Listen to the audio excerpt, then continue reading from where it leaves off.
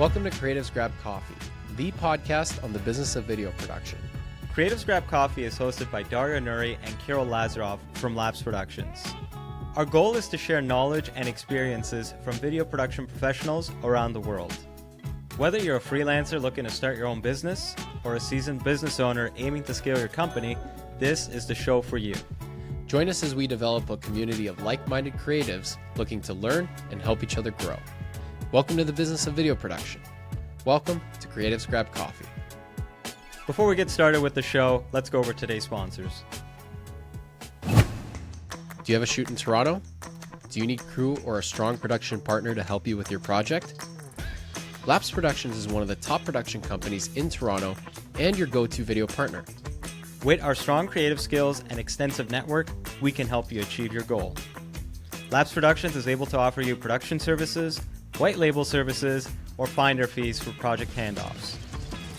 Reach out to us on our website at labsproductions.com to learn more.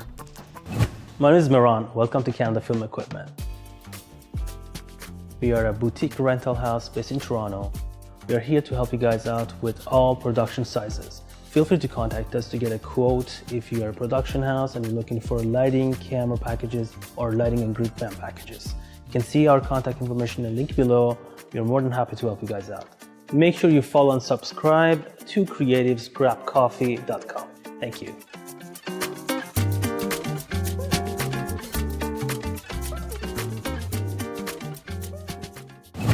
Hey, what's up everybody? I'm Matt. Welcome to Audio Process. We are a boutique audio company doing location sound design, post-sound, ADR, Foley. We service equipment. We do all your audio needs here in Toronto. We got you covered. Come on down, audioprocess.ca. Don't forget to like, follow, subscribe, and all of the other internet things to creativesgrabcoffee.com. They'll be waiting for you. I'll be waiting for you, and we're all gonna have a real good time. And now, let's begin the show. All right, guys, welcome back to another episode. Today we have Amr Khani from AK Films, and he is our first guest from Dubai. Amr, welcome to the show. Dario, you got to restart it. You just mispronounced his name. What do you mean? Amr. We were just talking about that, but I'm good. You said it as Amir. Khani works fine. Did I say Amir or Amr? You kind of said it as Amir a little bit. Amir, yeah. Oh, really? Take two. This is staying in the episode. Actually, I would love to start with that. I'm happy to start with that. You know, the thing is, I'm not wearing my glasses right now, so I see his name on the bottom right, bottom left. So I'm gonna blame it on the glasses. I don't have the glasses on right now. You're gonna blame it. But anyways, I'll do like a quick restarting here. But guys, welcome to another episode. Today we have Amr Khani from AK Films, and again, first guest from Dubai. Amr, welcome to the show.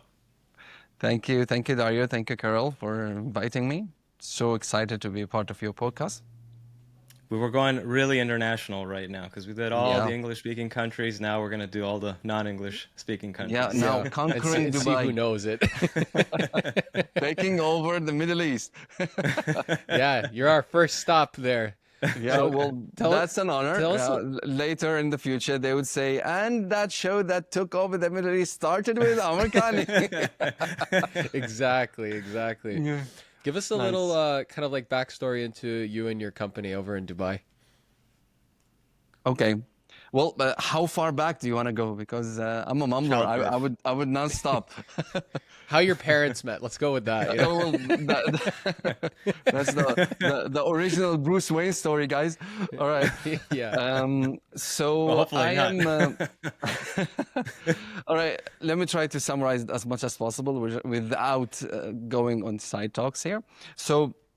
Anonymous Night Films that also have my initials. Yeah, that was in purpose, okay, or on purpose, and started officially like around 2017, 2018, around that.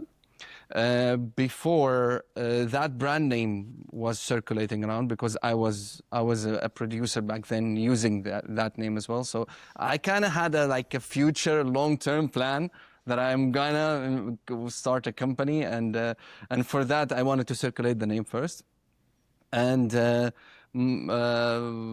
officially 2018 we started and got hot and operational around the pandemic time, before things went down a bit. Myself, I come from like around 12, 13 years plus of experience in production. And I come from even from black school experience, if you want to say it, but not film school. So yeah, let me save you the time to ask the question. I haven't went to film school. I'm a filmmaker who done it on his own. I think many are, and I got into this industry around 2015. I started early at college years, but then switched back to my field of study, which is computer and communications. So I'm an engineer, and then couldn't take it. This is where my heart is. So I went back and started off here in UAE. And now here we are. I call myself the creative director of Anonymous Night Films. And I'm a filmmaker as well. So I'm a director and writer. It's interesting. It's like a very similar time frame as like when we started, but also very similar kind of, as we say, origin story. You know, you're in one program and you're trying to make that work, but it's like, nah, it's like this little tug. You know, it's like let me try to pull you into like video production. I call it the itch. There is an itch. Yeah, something's wrong. You gotta scratch the itch. Exactly. So I guess for us over here, we're a little bit curious about like what the market is like over there in Dubai, because I mean we focus on corporate work, and like what's it like over there? Like what are the main industries like? Well, you named it, Dario. It is more of a corporate work around here. I'll put it on a kind of time scale, just to simplify it. Here in the Gulf, not just Dubai, but in the Gulf region in general, cinema has kind of started losing its place bit by bit, being replaced by media and commercials and corporate productions. The main industry when it comes to production in UAE is corporate productions of all forms. Even the most creative one, it still falls under corporate productions.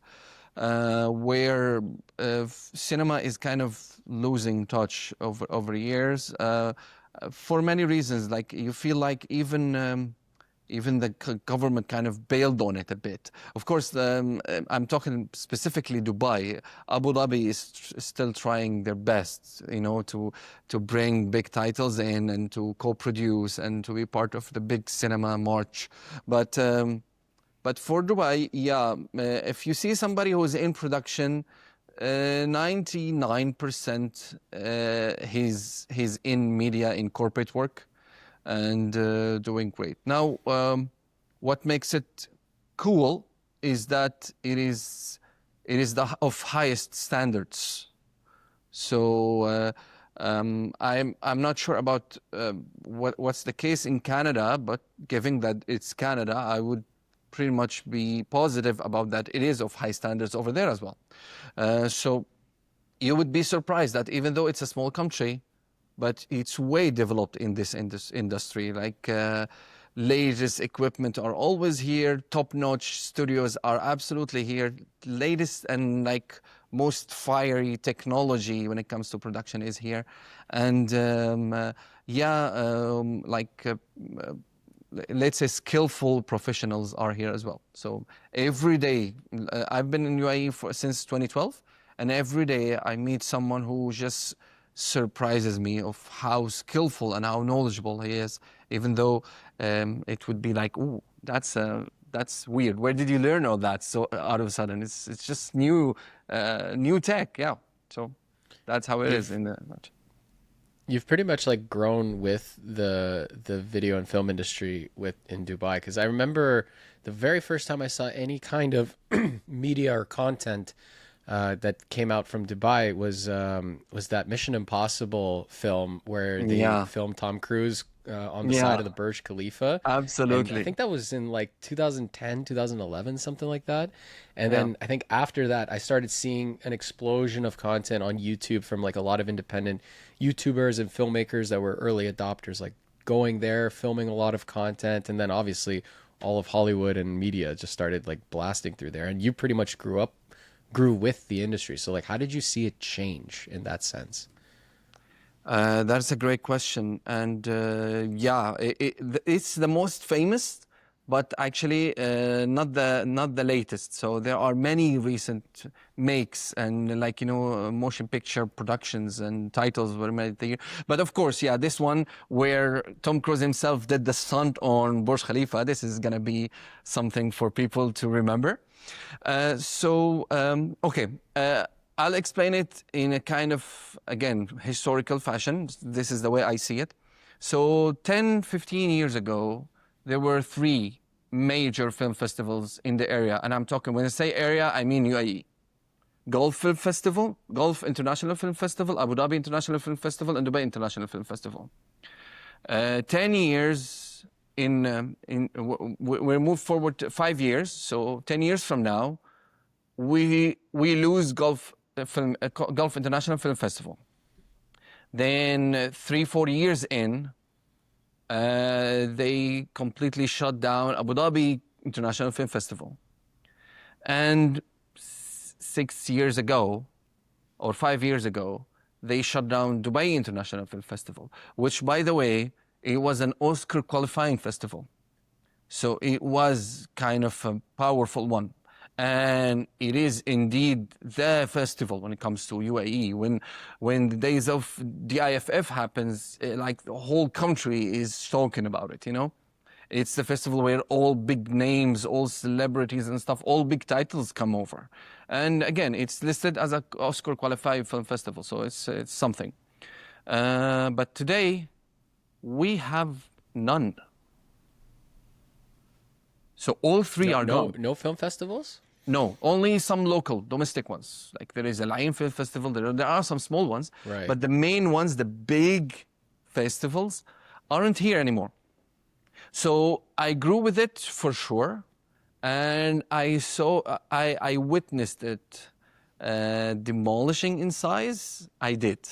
It breaks my heart because I live here. My life is here, my family is here, and I want to do more cinema in the country that I live in, but at the moment it's more focused on international names. Like recently, or most big names that gets filmed in UAE actually go to Abu Dhabi, because Abu Dhabi is also pretty known for their sand dunes and desert, and so, for example, the latest dunes by.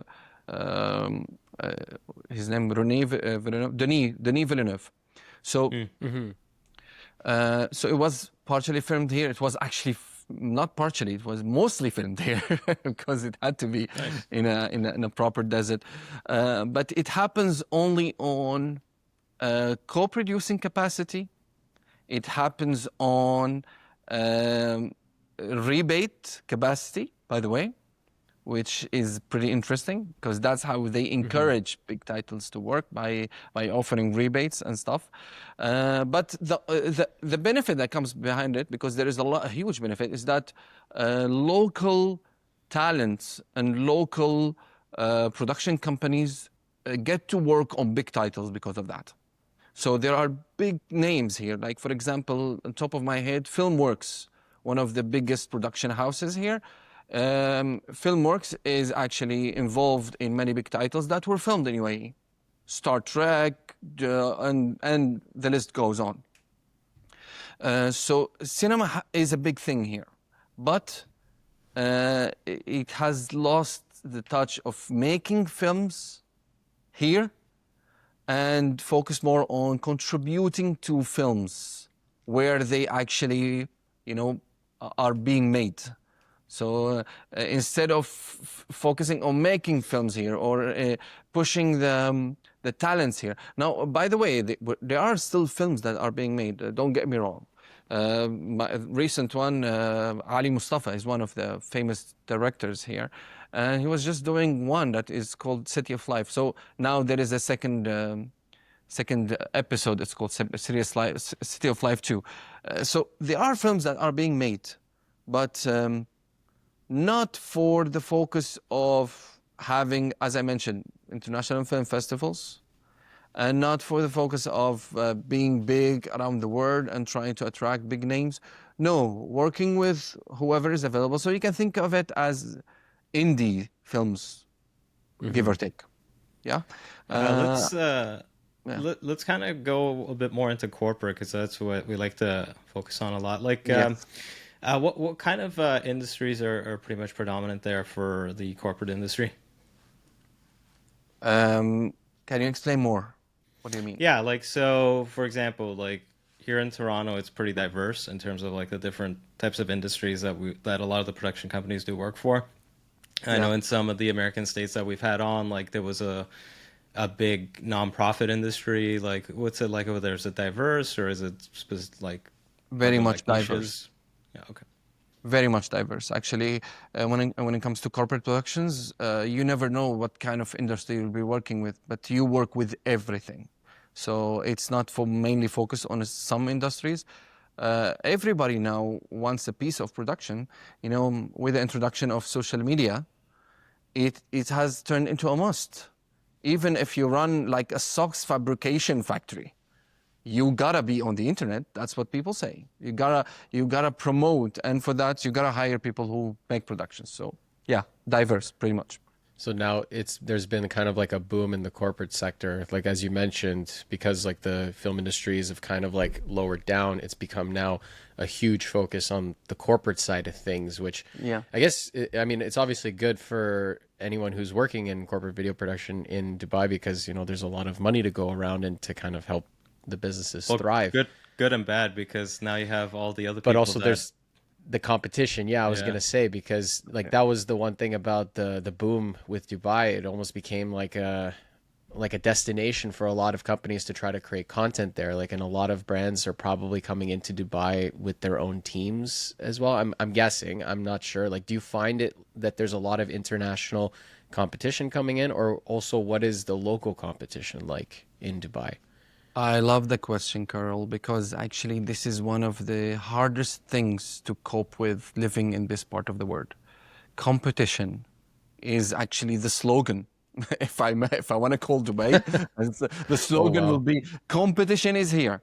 Because yes, it is a hot point for everyone from around the world.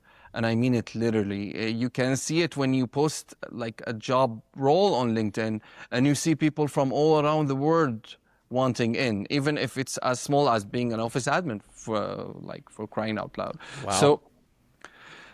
So competition is actually becoming a bit of a burden, because it allows for freshness. I always give it to competition that it actually filters away the non-competent ones, which is good. And it allows for only the good ones and the pros to float on the surface, and yet also provide great work. But what happens with that is, like, I'm pretty sure people in the industry who would be looking at this would resonate much with it, even though many people would hate to say it. So I'm going to be very, very blunt and transparent about it. Competition has introduced a kind of noise, because now you have kind of like two markets in one market. Market one is the pros who work in companies, professional media production houses, okay, who are more experienced and who have the know-how of doing things in a proper way, the B2B style, because production is not only related to how creative you are, it's related to how can you get this creativity through to your client, who can be of any sort of industry. So they don't necessarily have to know much about creative. But there is the second thing, which is independent, freelance. And why would that be appealing to industries? Cutting off some cost. expenses. So one of the things that you might want to know about UAE is that it's not a cheap country when it comes to production. It's pretty much on the higher part when it comes to the rates. So what can be, for example, in North America, what can be a day shoot of, I'm not sure about the numbers, but I'm just gonna make an assumption. What can be 1K per day for a pro, let's say, professional in any sort, like a cameraman, for example, videographer. Here it's kind of like 150% of that, or even more. So it is a high pay country, and yet it is an expensive one. So when it comes to professional, professional, it's pretty expensive. And this doesn't always work, because 90%, or just to be accurate, I don't want to be saying numbers that sound really crazy. Let's say 75% of companies in UAE are SMEs, small to medium enterprises. And for them, cost is kind of everything, especially that they have to pay a lot to get some production going. So when they can't cut it through production houses, they have to find other means, and these other means are mainly freelancers. Now, freelancers are great in this country. Many freelancers work with us, actually. But the noise they introduce allow for many noise, for many incompetent personnel to flee the market, or like flood the market. Yeah. So this is where, like, to summarize it, to put it in a real life scenario, we, for example, a company A contacts AK Films for some reason. Hi guys, we need this, blah, blah, blah, discover it, okay, quotation, that's too high, thank you. They go and hire somebody. They come next time. Hi, AK Films, blah, blah, blah, we want the same project. Can you code for us? Yeah, it's the same code. Okay, great. Let's go for it. You know, the kind of, the scenario where shut up and take my money. And it would be, while we get to know them, work with them, we'll be like, what happened? Did you didn't go through the project or so? No, we did, but we had to work with freelancers. Now, not all freelancers are bad, but actually most of them are good. So I'm just clarifying that. But they lack the business skills kind of things. Mm-hmm. So that noise that is introduced in the market makes its way to the decision makers to be very skeptical about making the final call. It takes time to get a project approved.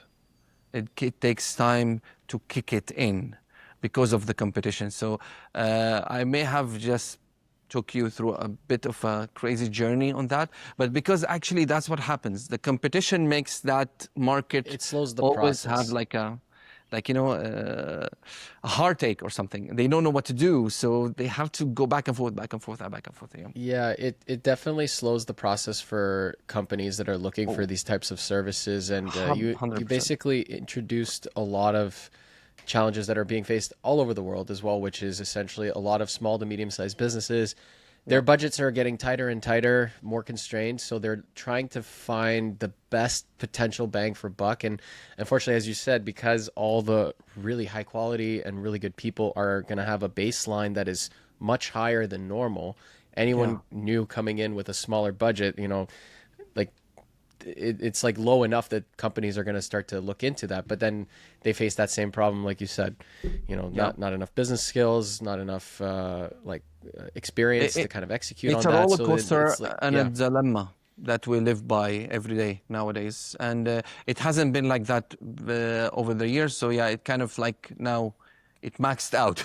We can see it happening more. And this is because of the international talents being attracted to the market. So too many people are working. Actually, we receive emails, messages, WhatsApps every day from people coming from out of the country saying that we're here, we want to collaborate, we want to work with you, and we're coming from this and that and that. And there is no country, name the country, people always want to come here.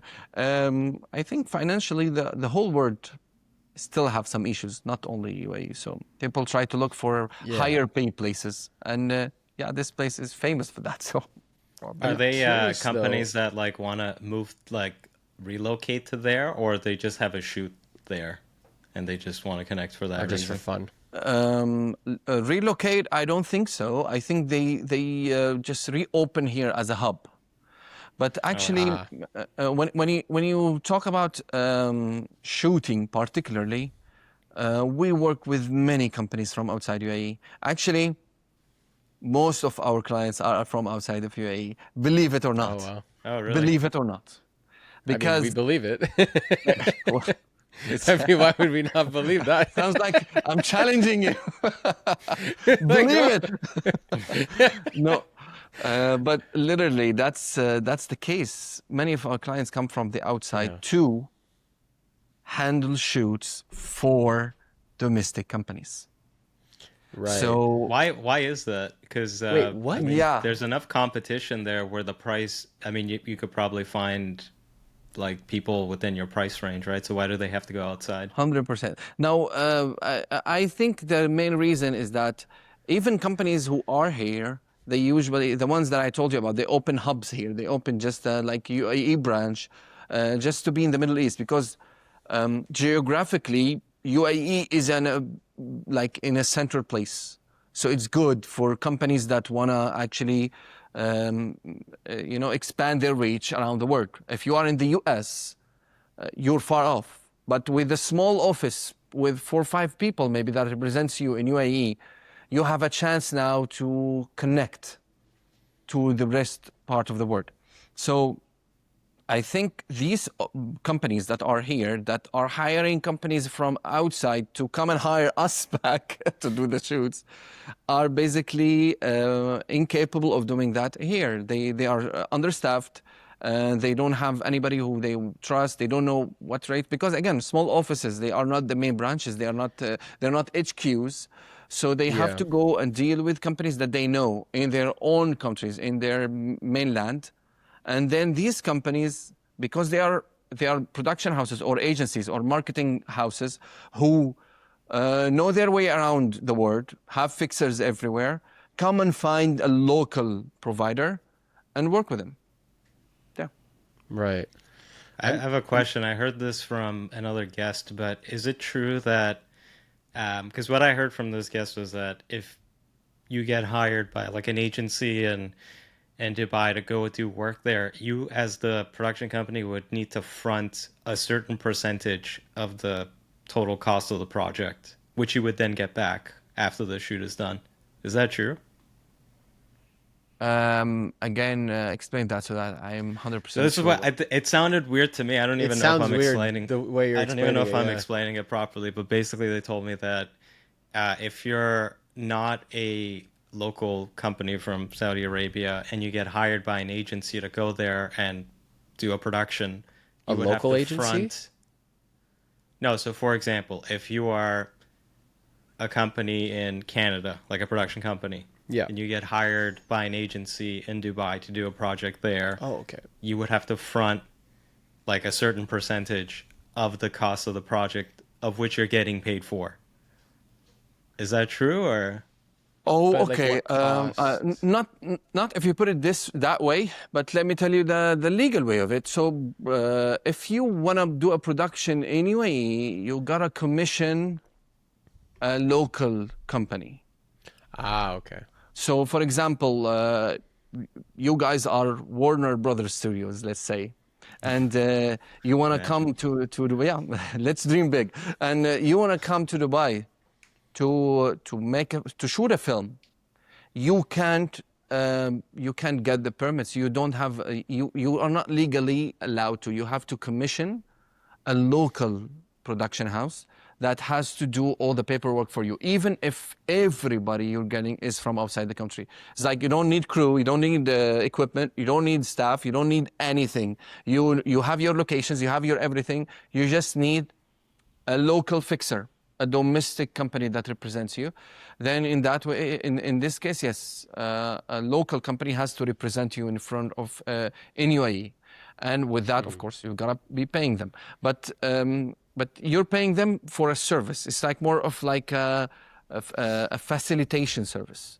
But when you put it in a way that you have to just offer a percentage or so, I don't think that's how it works. No, it's way under light that crazy stuff like that would be caught easily. So yeah, no one wants to jeopardize it by making it crazy like that. They want people to want to come here. They want people to come and want to shoot here.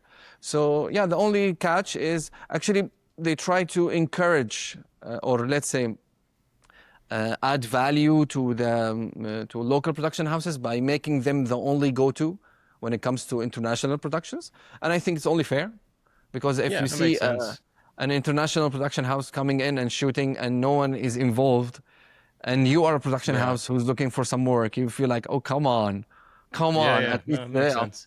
So it makes sense, yeah. But that's the extent of it. No more than that.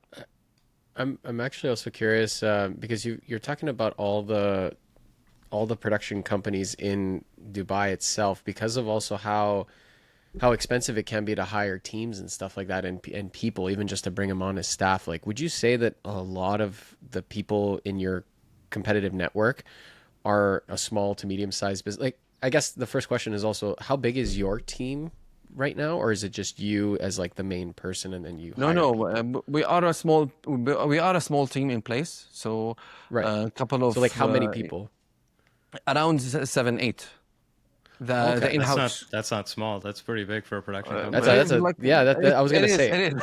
It is. Let's call it small. That's medium. That's a hard medium. We don't want to raise now if we say something else.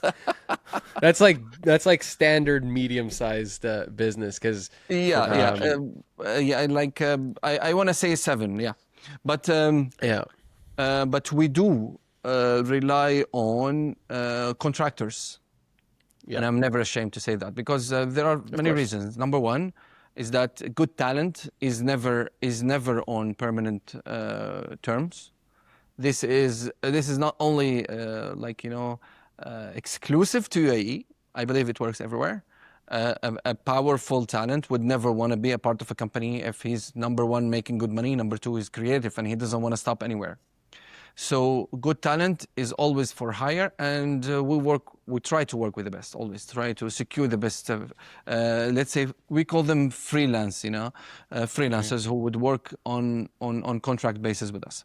But we also retain some certain kind of in-house for different size of projects, especially that, as I said, you have to sometimes work with multiple sized projects. It's not always the same size. Being a small company, you land big projects, you land sometimes medium sized. Now we try not to land small ones because they are more time consuming than creative and then productive. But if needed, then yeah. And second reason that plays a major role is seasonality. At least industry-wise, our industry is kind of very seasonal, and seasonal in a crazy way. Like, July, August, September, you're safe to go anywhere, take a vacation and leave. You're not gonna miss a lot. So these 3 months are kind of like the official creatives vacation. That's why everybody just flee the country. But also around maybe 2 months post-Christmas to maybe February, it's a Muslim country, so also Ramadan. It's kind of like not much work to do type of months, and what comes after, like Eid and so. So we calculated it. I think out of 12, you have 7 working months. Oh, and wow. 5 of just working on deals, securing proposals, doing some submissions, but not actually shooting. Yeah.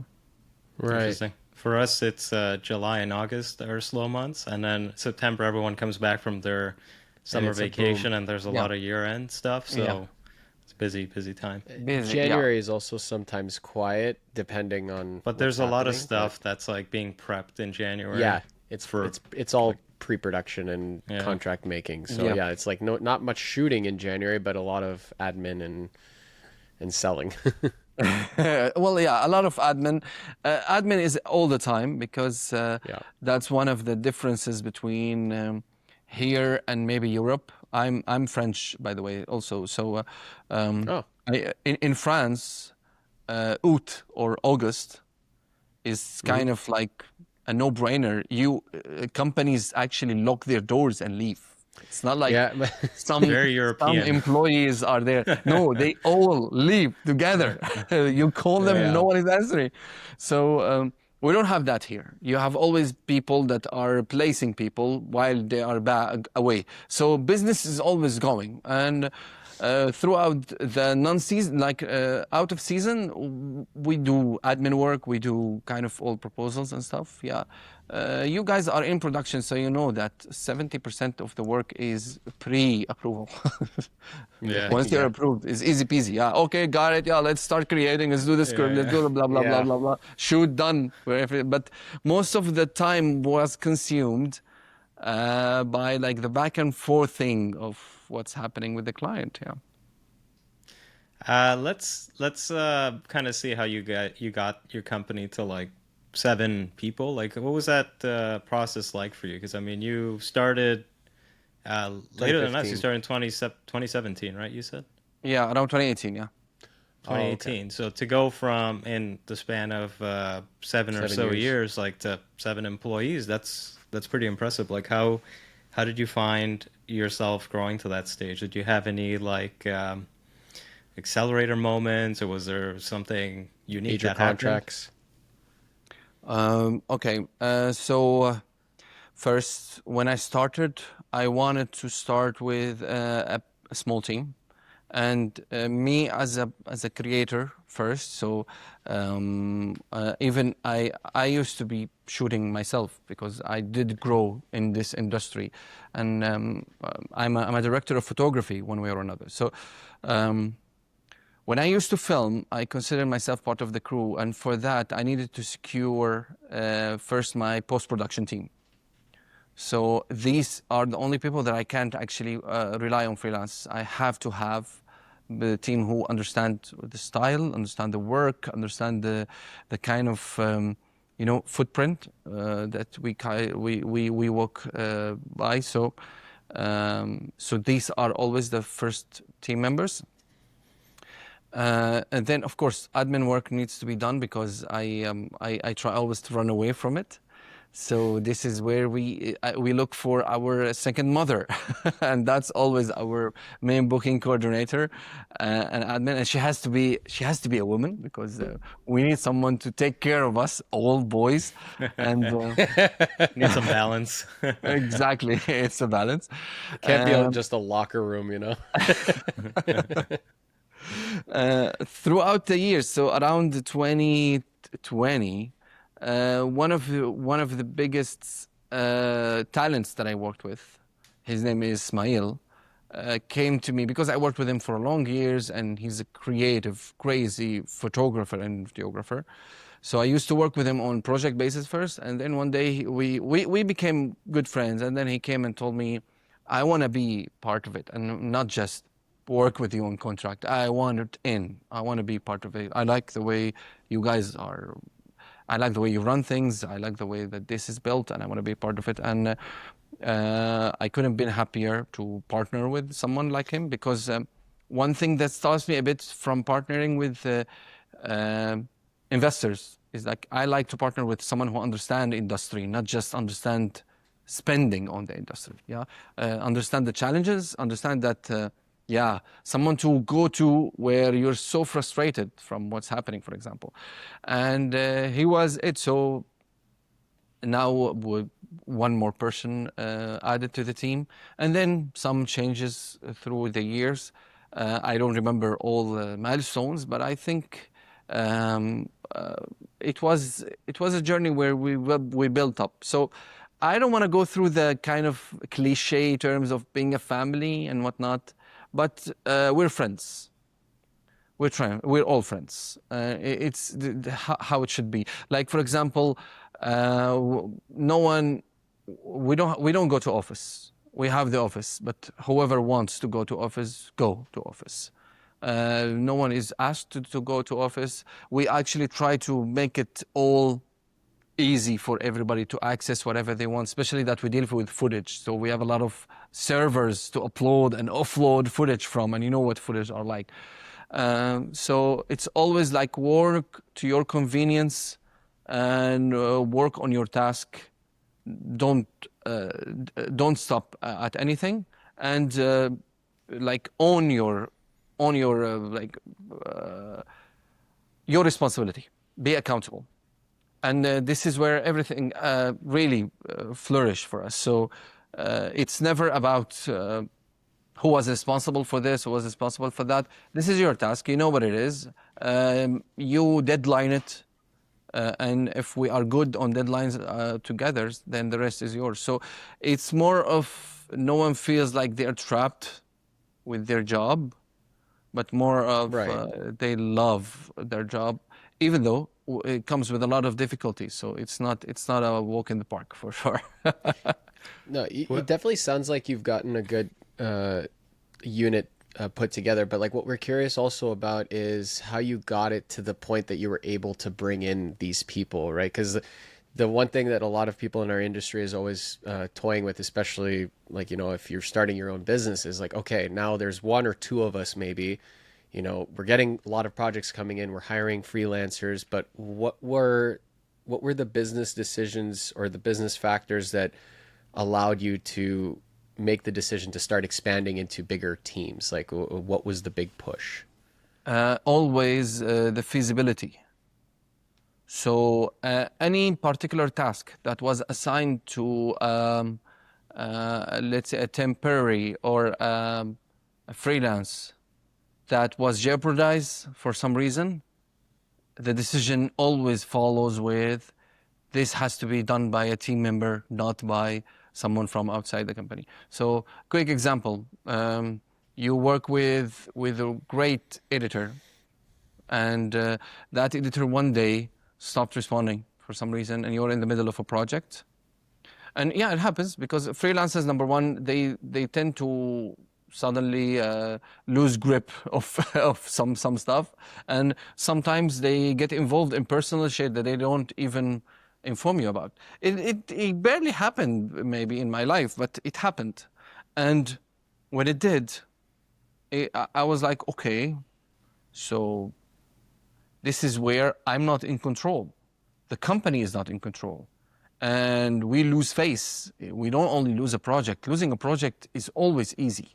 You can always bail in the middle of it and return back your pay and save yourself from the whole hustle. But when you do that, you lost face in front of your client. You're done.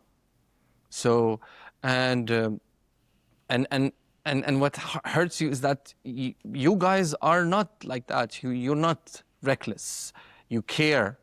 The only thing that you lost control of, or the part where you lost grip, is where you relied on someone who wasn't as involved as yourself.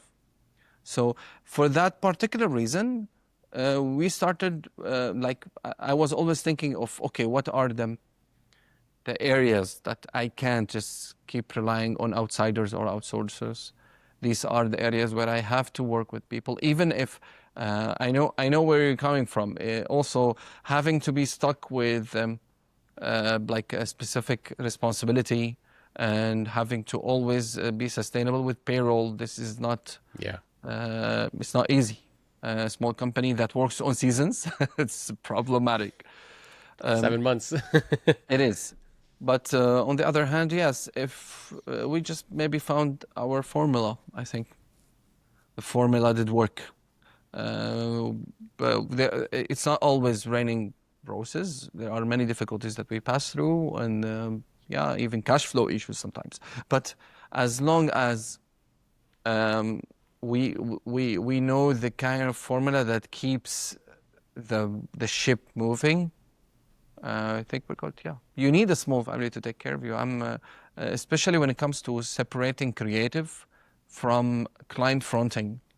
This is one of the problems that I developed a knowledge of over my career. You gotta separate your creative from your client front end. You gotta, because clients sometimes, because of an urgency or because of lack of knowledge, they disrupt the whole creative process without knowing. They actually self-sabotage the project, okay, their project, because of stressing on small things. Like, for example, stressing on the delivery has to be after an hour, not tomorrow morning. Why? Because this is this is how it has to be. But just that creative is stuck somewhere. He needs to just fix a small thing to give you that perfect result. It's not always scientific. It's not 1 + 1 = 2 in creatives. Mind block is problematic. Let's say mental state is plays a big part. So having a team is mainly just to create a small shield. So even if some of our creatives, many of our creatives, are outsourcers or are freelancers, pros that we work with here, but having a small team shields them from having to work or to deal with small stuff, and and also your team, when they learn about you, they are part of you, they learn how to take, let's say, how do I put it? Okay, so briefs. Okay, in production, we call it briefs or inquiry, many terms. Client brief is never a brief. It's short from a brief. It's more of a casual talk over the phone. They never give you all the information. Never. Actually, you receive minimum information that I find it surprising that many people are okay or are capable of budgeting over a call. That's impossible. I need a lot of information to do that. So having a small team that has the know-how and build it over years shields you from mistakes like that. Yeah. And I'm talking about mistakes that happen to us a lot. Over budgeting, under budgeting, plus, because of misunderstanding or because being under pressure from the inquirer to give up figures. It's always like if you give up the number, you either win or lose. It's a kind of a flip a coin type thing. Yeah. So, this is not going to happen if you don't have your team that cares. And that's where I know that we need that, even a small team, but we need a small team to take care of it. I really like how you said clients self-sabotaging the project. It's such a good way to word it, because that happens so often. So true. It happens always, yeah. Sometimes they come into inquiries with like outrageous demands when they really don't need all that. And then you quote for that, and then that was it. But in reality, they needed like maybe 20% of what they were demanding. 20% sometimes is a overstatement. Yeah. Yeah. It's like they wanted the moon and back in terms of production level, and then in the reality, they were like, "Oh, we just needed like a quick talking head." It's like, why didn't you start with that? My example for this is always they call. Do you have the big sword for like the end of times war? And we'd be like, yeah, okay, we need it because we want to butter our bread. Oh my God. That's exactly how it works. That's pretty funny. Funny. I like to call it hunting, trying to swat a fly with a bazooka. That's what I like to. 100%. Yeah, that is the example. Yep. I'm just wondering, do you in terms of sales, do you do a lot of outbound stuff, or do you rely a lot on inbound? That is a great question, and mostly inbound.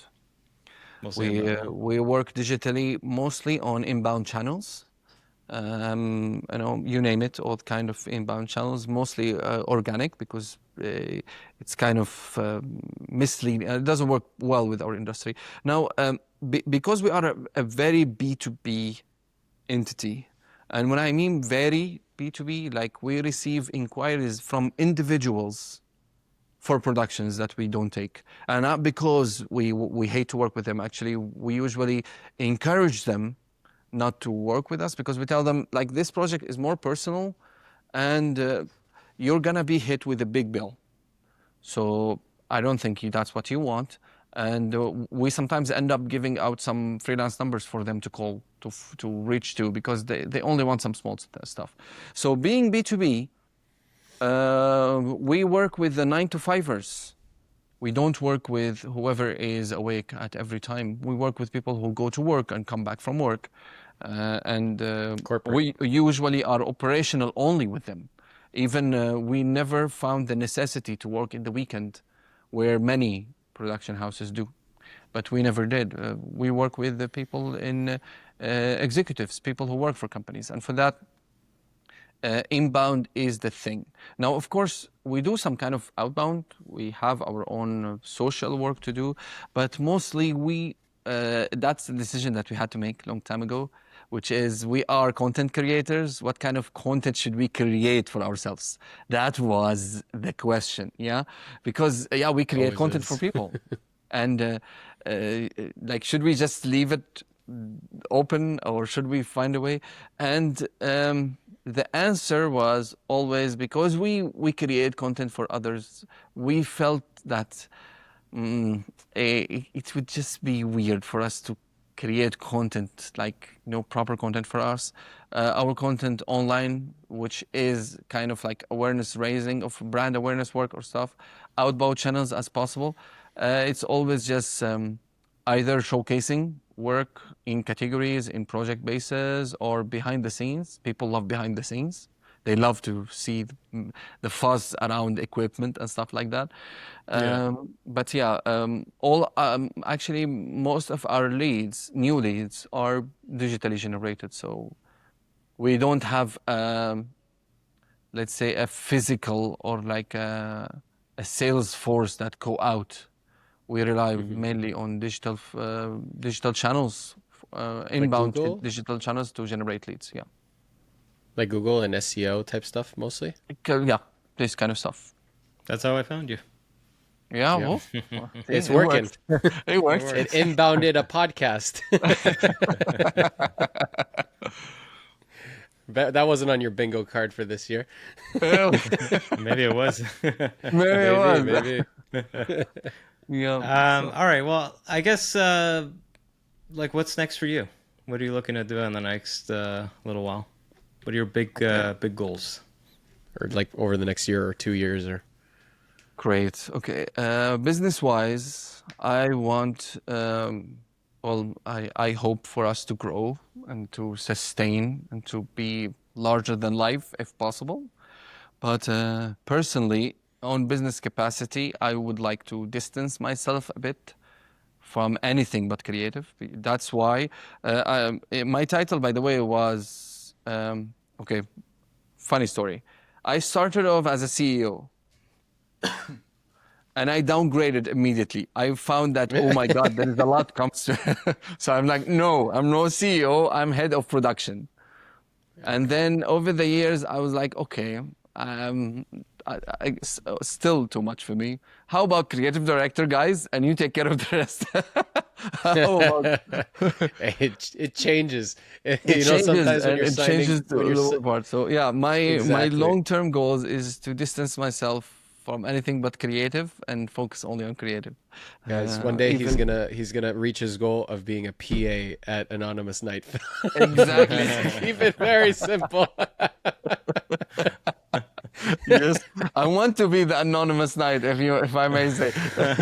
You know, that's a good idea for like one of, you know, those like hidden boss TV Undercover boss. skits. Yeah, undercover boss thing. Like, Yeah, you know, yeah, I'm an yeah. anonymous knight. You're like, you know, Yeah, you dress up like it's like completely different. It's like, this is our new PA for the day, and his name is I actually think it'd be best if he dresses up as an actual knight and no one knows who it is. no one knows. Yes. Just randomly shows up on the set. He is the anonymous knight, guys. Well, mascot I, for the I would for love the to be company. anonymous, and but personally, I'm also well. One thing that business took me away from a bit is filmmaking. So my last film as a director was in 2018. So Yep. I was taken away by the new responsibilities and by the leading chair. And I did some films throughout the years, but I was producer, I was a director of photography, I was a part of multiple films, but I wasn't on the seat that I live for, which is basically the director seat. So this year, fortunately, we are in the making of a new film, and it's gonna be the hit, hopefully. So yeah, hopefully we're starting by Jan. We secured the cast, we secured the crew, and that's what I see myself doing more in the future. I want to go back to where all this started. Actually, this started a long time ago. I made my first film as a director when I was in college, second year. And I'm not talking about a small, like a hobbyist film. Talking about a film. Like a feature film. Not a feature, it was a short, but a long form short, around 35 I minutes. produced. But when I, full crew, full ass crew and stuff like that. So I was fortunate enough to be picked up for such a role. I'm not gonna hide it. I was fortunate and lucky enough to be picked up to doing so. Someone noticed my talent and allowed me to do so. But on the other hand, this is what I lived for ever since. This is where, as an engineer, one day I found myself telling them, well, ciao guys, I'm back to filmmaking. But yeah, I do miss being on that seat. Going back to that seat. Yeah. I really can't believe you were in engineering, because that is like the complete opposite. Not of a only that, creative field. take this. I worked as a Microsoft certified solutions expert. It's a long time. That was my role for 3 years here in UAE. I was so into at IT and systems, and I was certified at many capacities like Cisco, ITIL, and you name it. So I was a consultant in that. And then one day, I found myself stuck. I was writing a film that, because of how many things I have to do, a full year, I couldn't finish it. So I was like, yeah, this is it. Went to my manager, told her, hi, I'm out. She's like, oh, no, you're kidding. I'm like, no, I'm not kidding. I'm out for good. Oh, look at you now. Look at you now. Look at me now. Regretting it. Regretting it ever since. Regretting it ever since. It was hard being successful in Dubai, you know. Entrepreneurship is absolutely dark as hell. But yeah, I enjoyed every bit of it, even though it was really hard over the years.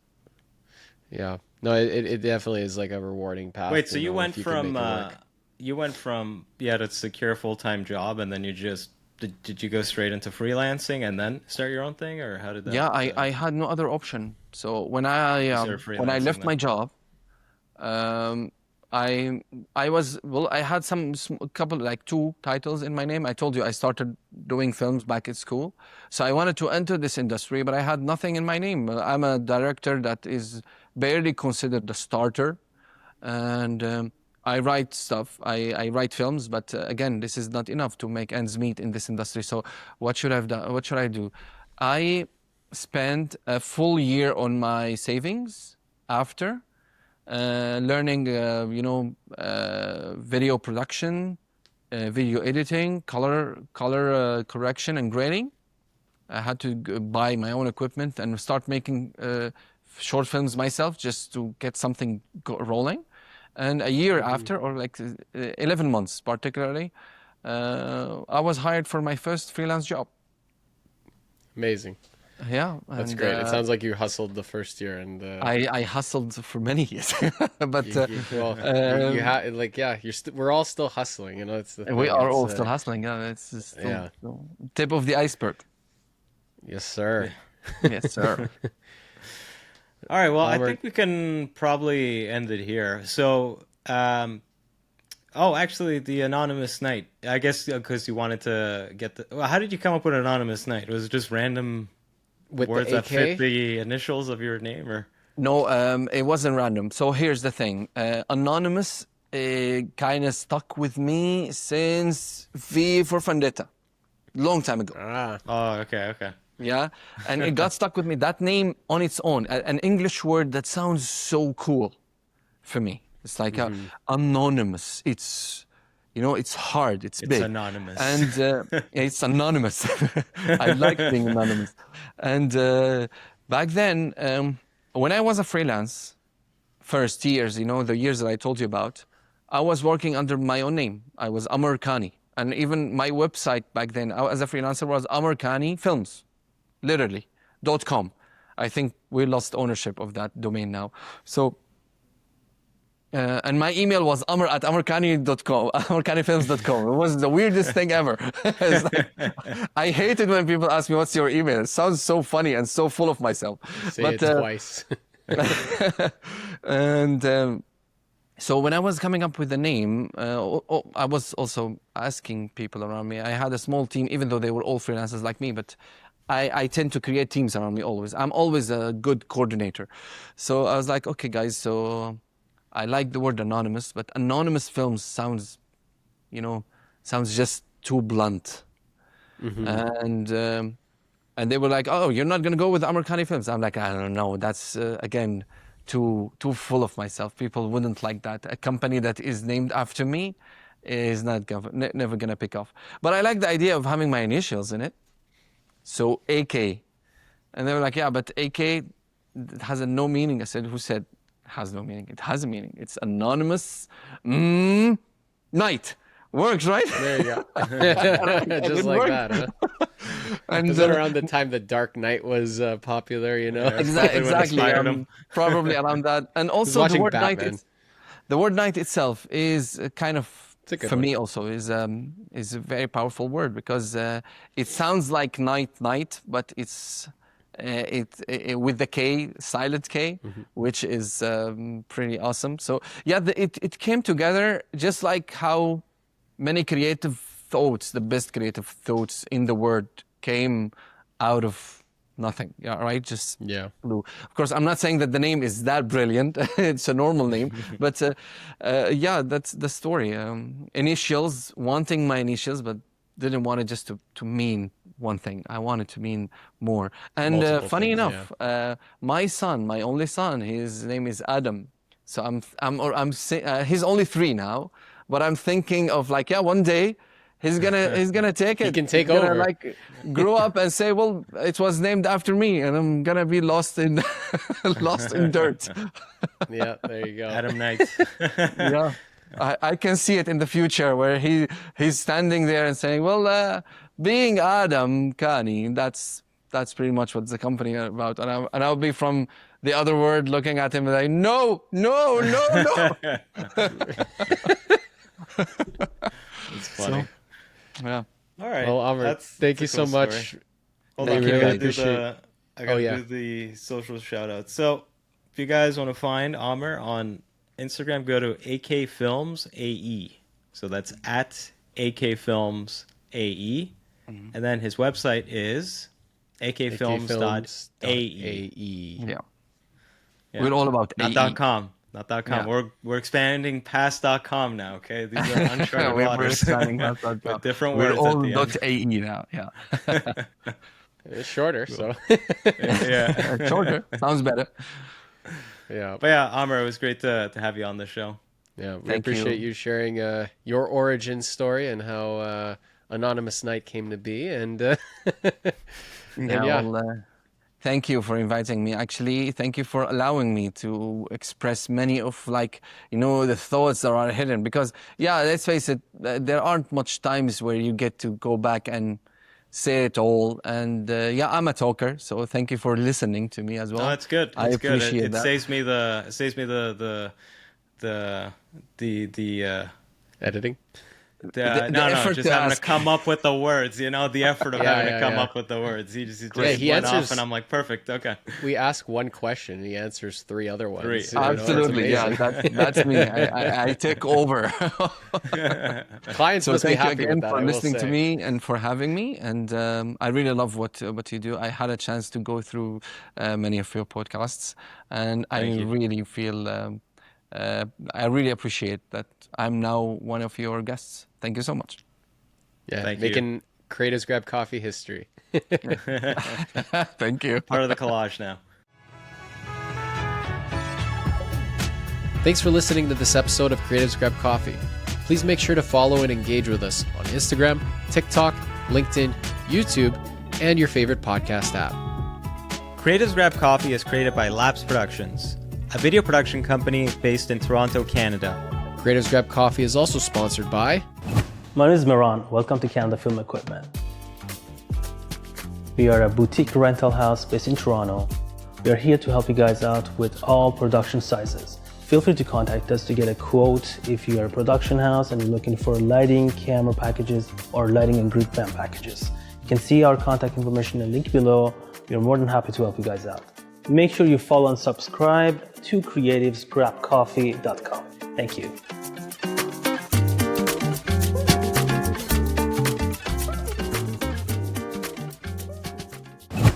Hey, what's up, everybody? I'm Matt. Welcome to Audio Process. We are a boutique audio company doing location sound, sound design, post-sound, ADR, Foley. We service equipment. We do all your audio needs here in Toronto. We got you covered. Come on down, audioprocess.ca. Don't forget to like, follow, subscribe, and all of the other internet things to creativesgrabcoffee.com. They'll be waiting for you. I'll be waiting for you, and we're all going to have a real good time. Thanks for listening, and we'll see you on the next one.